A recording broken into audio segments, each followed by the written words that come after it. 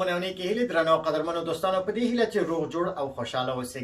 قدرمنو په تیر ویډیو کې ما تاسو ته د فارمل او انفارمل تعارف په اړه کې خبرې کړې وې. په دې هیله چې هغه مو ښه زده کړی وي. کامنټونه ما ډېر لږ ولیدل، زیات سوال جواب تاسو را سره نه وکړی. په دې هیله چې په دې ویډیو کې را سره وکړئ. خو په هر حال نن چې کومه ویډیو تاسو ته زه جوړوم په دې کې د ستړي مشي په اړه کې موږ تاسو خبرې کوو چې کله د یو چا سره موږ مخامخ کیږو، سهار کې مخامخ کیږو، ماسپښین کې مخامخ کیږو، د شپې ماښام مختلف وختونو کې، نو هغوی سره موږ څه رقم ستړي مشي کوو او یو بل نه څنګه پوښتنه د حال پوښتنه یې ترنه کوو.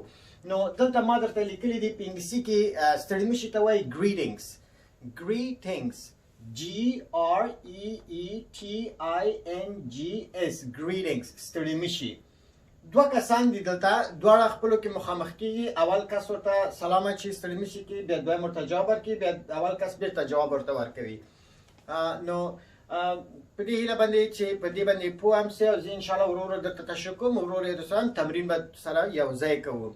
دوستان نهایت عزیز، در ویدیوهای گذشته براتون در مورد تعارف صحبت کردم که رسمی و غیر رسمی چی رقم است. امیدوار هستم که او را یاد گرفته باشین و کمی در کامنت ها زیاد جواب ندیدم از طرف شما. امیدوار هستم که در این ویدیو همراه من تمرین کنین تا من بفهمم که شما یاد گرفتین.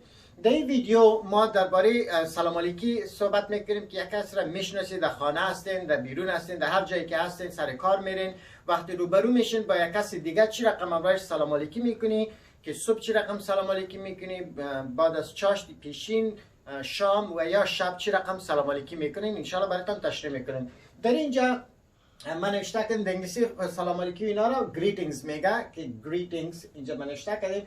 دو نفر هستن روبرو میشن، با هم میبینن، مثلا میشناسن دیگه، یکی دیگه خدا با هم چی میشه، اولش سلام میته، یک چیزی میگه، باز دوم جواب میته، اول پس دوباره جواب برش میته. حالا من در انگلیسی تشریح میکنم، امیدوار هستم که باز شما تعقیب میکنین.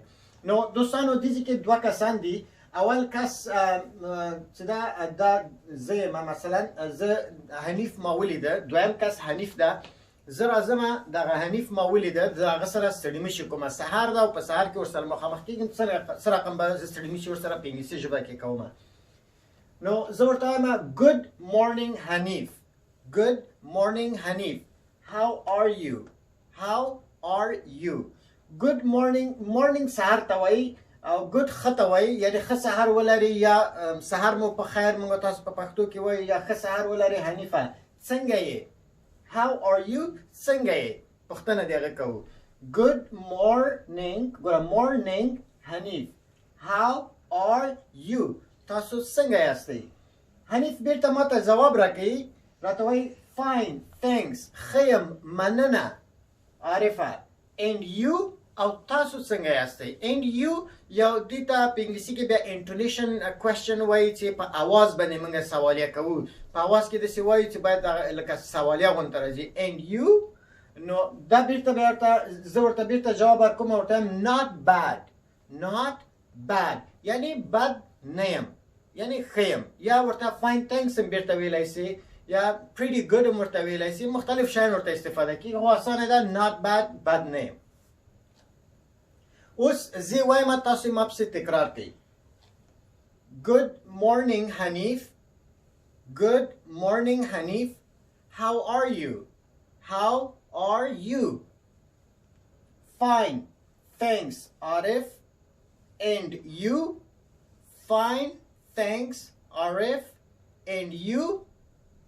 not bad. not bad. not bad. آفرین. اوس زه اول کس یم، تاسو دویم کس یاستئ. زه به دا جمله وایم، تاسو دا جمله راته ووایه. زه عارف یم، تاسو حنیف یاستئ. زه درته وایم good morning حنیف how are you. not bad. آفرین. اوس تاسو اول کس یاستئ، زه دویم کس یم. تاسو عارف یاستئ، زه حنیف یم. تاسو ما سره مخامخ کېږئ، د سهار ستړي مشي را سره کوئ. نو تاسو به اوله جمله وایي، زه دویمه جمله وایم. یو دوه درې وایي.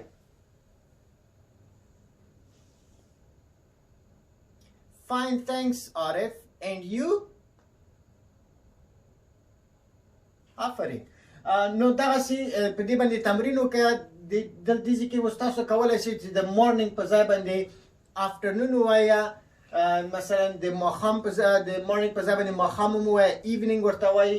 دا به بیا زه جدا جدا یو په بله ویډیو کې دغه کوم لغات چې دي دا لغات به زه تاسو ته انشاءالله پوسټ کوم په ویډیو کې چې ورباندې ښه پوه شئ. دوستان نهایت عزیز، امیدوار هستم که کلماتی را که من قبلا استفاده کردم در پشتو را فهمیده باشین و پشت من تکرار کرده باشین. دو نفر هستن که گفتم که اولیش برش میگه good morning حنیف، صبحتان بخیر حنیف. how are you، شما چطور هستین؟ good morning حنیف، how are you، صبحتان بخیر حنیف، شما چطور هستین؟ باز این نفر پس برش جواب میده، حنیف پس جواب میده میگه fine thanks عارف and you، خوب هستم تشکر عارف. و شما یعنی شما چطور هستین؟ پس سوالیه کرده. این سوالیه بر گفتن سوالیه جور میشه که مثلا آخرش ما فشار میاریم بالاش میگیم and you و شما چطور هستین. بازی پس برش جواب میده میگه not bad، بد نیستم یعنی که خوب هستم. یا فقط میتونیم که thanks هم بگیم، تشکر هم بگیم که تشکر. دیگه این قسم هست که ما شما میتونیم با یک کسی روبرو میشیم طرف صبح، این قسم امرایش سلام علیکی کنیم. امیدوار هستم که ایراد شما تمرین کنین و خوب یاد بگیرین، پرکتس کنین. لطفا در کامنت امرای ما تمرین کنین. اگر چیز مشکل باشه من درستش میکنم، کامنتتان درست میکنم، دوباره من کامنت میگذارم که در اونجا درست باشه. دیگه این انشالله خوب صحیح یاد بگیرین. در ویدیو آینده باز بعضی کلمات هست که مورنینگ چی را میگه، افترنون چی را میگه، باز میتونین به جای مورنینگ افترنون بگوین پیشین، یا ایونینگ بگوین شام، یا نایت بگوین شب بگوین. هر کدامش به جای از این میتونین که فقط همی مورنینگش عوض کنین. اینی را میتونین گود ایونینگ بگوین، گود افترنون بگوین، گود نایت بگوین، میتونین که تغییر بدین. نو درنو قدرمنو دوستانو په دې هیله چې په دې باندې ښه پوه شوي یاستئ، دا به ځان سره ښه پراکټس وکړئ. انشاءالله په راتلونکي ویډیوګانو کې به هم همدغسې نور پراکټس کوو، څو محاوروي ویډیوګانې به کوو تر څو تاسو محاوره هم زده سي. او بیا د هغې نه وروسته به بیا په اګزلري وربس کومکي فعلونو باندې خبرې کوم چې هغه به جدا جدا زه درته تشریح کوم څومره قسمونه لري، تر څو ګرامر مو هم زده سي او ورسره محاوره. کله به ګرامر وي کله به محاوره وي.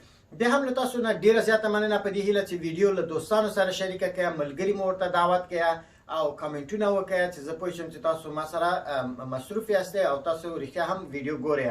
نو بیا هم د ټولو نه بیا مننه، ښه وخت ولرئ. ژوندی دی افغانستان، ژوندي دی افغانان. مننه.